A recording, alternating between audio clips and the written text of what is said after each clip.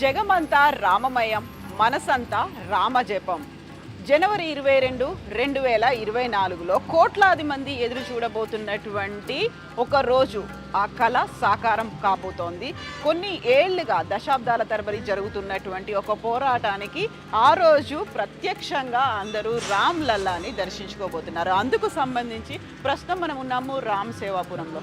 ఇందులో ప్రత్యేకంగా కనిపిస్తున్నవి నా పక్కన ఉన్నవన్నీ కూడా శిలలు, వివిధ ప్రాంతాల నుంచి వచ్చినటువంటి శిలల్ని మనం ఇక్కడ చూస్తున్నాము.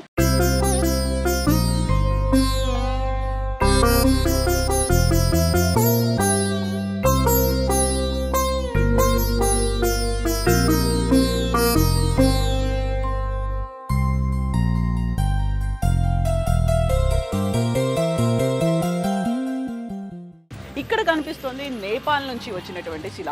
సో ఇక్కడ రామచంద్ర ప్రభుకి సంబంధించి విగ్రహ ఏర్పాటులో ఏ శిలను ఉపయోగిస్తారు? గ్రానైట్ని ఉపయోగిస్తారా, లేకుంటే బ్లాక్ స్టోన్తో ఉన్నదాన్ని ఉపయోగిస్తారా?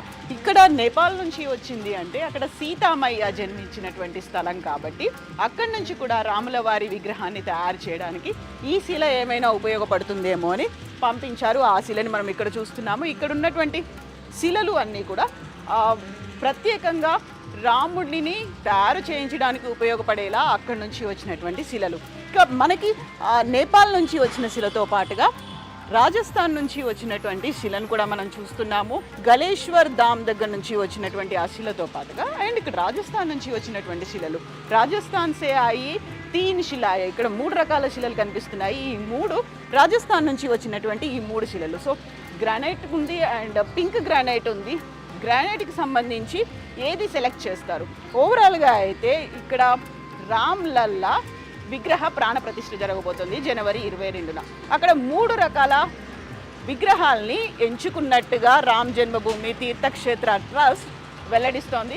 అందులో ప్రత్యేకంగా 2 బ్లాక్ స్టోన్తో తయారైతే 1 గ్రానైట్తో తయారైంది. ఏది ఫైనల్ చేస్తారు? 17న బహిర్గతం కాబోతుంది. అప్పటిదాకా ఆ విగ్రహానికి సంబంధించి రూపురేఖలు కావచ్చు, ఒక ఫోటో కావచ్చు, బయటికి వెల్లడించట్లేదు. సో మనం నేపాల్ నుంచి చూసాము, ఆ తర్వాత రాజస్థాన్ నుంచి వచ్చిన దగ్గరది శిలని కూడా చూసాము.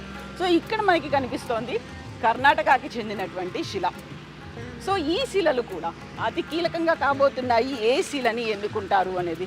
సో 3 రకాల విగ్రహాలను అయితే సెలెక్ట్ చేశారు. అందులో 2 బ్లాక్ స్టోన్ ఉంది, 1 గ్రానైట్ ఉంది.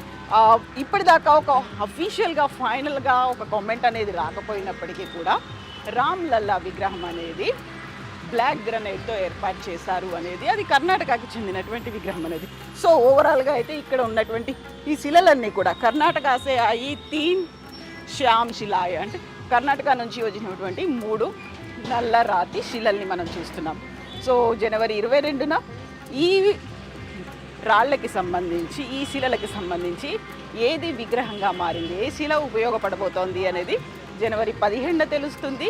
ఆ శిలతో తయారైనటువంటి రామ్ లల్లాకి సరయూ నదీ జలాలతో అభిషేకం చేసిన తర్వాత జనవరి 22న ప్రాణప్రతిష్ఠ జరగబోతోంది. శ్రీరామం